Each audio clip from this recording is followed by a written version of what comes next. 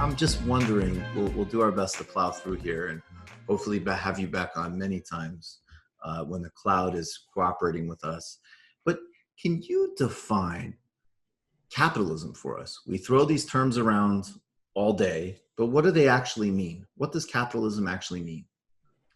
In its very simplest, what capitalism means is an economic system. So it's not a set of values, it's not a culture, it's not an ideology. It's an economic system in which everybody is dependent on the market for their survival.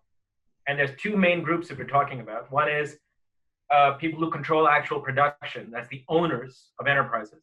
They're dependent on the market because they have to sell on the market to be able to get their money. And then the other group is people who work for them. And what they sell on the market is their labor power, their ability to work. So everybody's selling something. The poor are selling their labor services, and the rich are selling whatever services and goods are made from those labor services.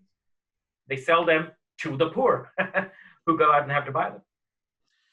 And what is the difference between understanding the capital class protecting its own interests in a way that is conspiratorial? They all meet in a secret room and, sort of define, they all know each other in a secret club, which actually, sometimes obviously that does exist. Or like the corrupting influence of money in politics, which does exist, versus just the baseline self-interest of capital that defines everything. And it doesn't even need to be spoken about. It doesn't even need to be coordinated. It's an organic interest that defines their interests every time, every place, if that makes sense. Yeah. If a system like this big, with so many billions of people in it, is going to keep going over time, it can't require explicit coordination. It can't. It would have collapsed by now. So the only way it can keep going along very predictable lines is if there are incentives in place for people to carry out their functions without having to be told to carry out the functions in that way at that time.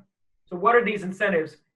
They're incentives that every capitalist understands along economic lines, along political lines, and along ideological lines. Every capitalist understands them because they're crystal clear. The only people who don't understand them is intellectuals.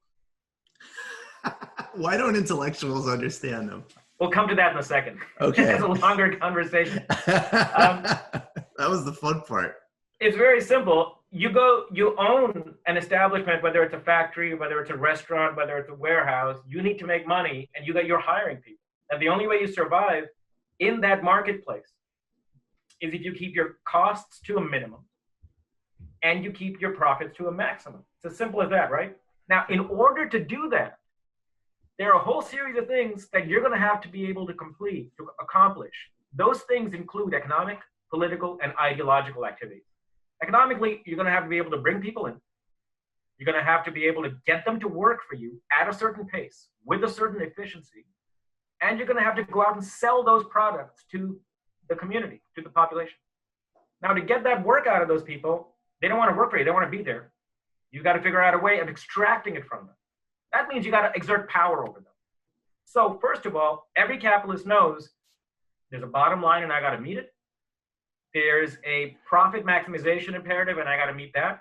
And I've got to make sure I've got enough power over these people in my place to get them to do what I want them to do. And that power is both inside the workplace and outside, which means I got to have political control over the state, which means I got to have laws that help me.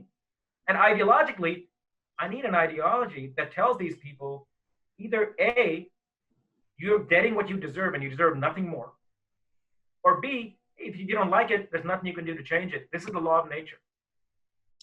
So every capitalist understands this. They don't need to be told that. Right.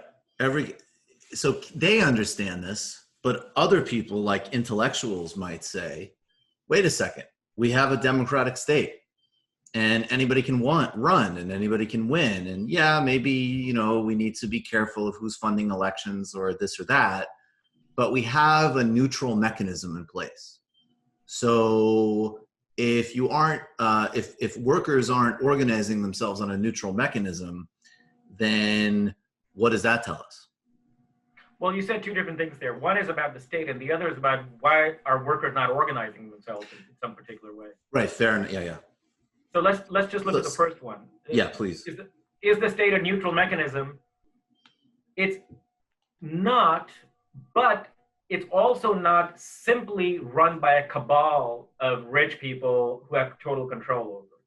That was the case from the 1600s to the early 20th century. It was just a cabal of rich people who controlled the state because they were the only ones who had the right to vote. So literally, if you were wealthy, you had the right to vote. If you got elected into office, you took care of business for yourself and for your brethren who had property like you. The kind of veneer of popular control comes from the fact that now everybody, in principle, has the power, the ability to have some say in the political system. But it simply comes down to this. It's a very simple rule. Is it the case that fighting in the elections, running in the elections, getting into office takes material resources? Is it or is it not the case? If that is the case, and only academics believe it is not the case. If it is the case, then it follows deductively that if material resources are distributed unequally, the ability to participate in the state will also be distributed unequally. Unequally, not exclusively. Right. So it is not the case that the cabal of the wealthy owns and controls the state. The poor do get some say in it. But what matters for class society is not that the rich have the only say in it. What matters is that they have enough of an imbalance in their say that they can protect their basic interests. You just watched a Michael Brooks show video. Subscribe to get them all. Why wouldn't you? Don't be foolish. Click subscribe below and become a patron as well. Patreon.com/TMBS. Thanks, everybody.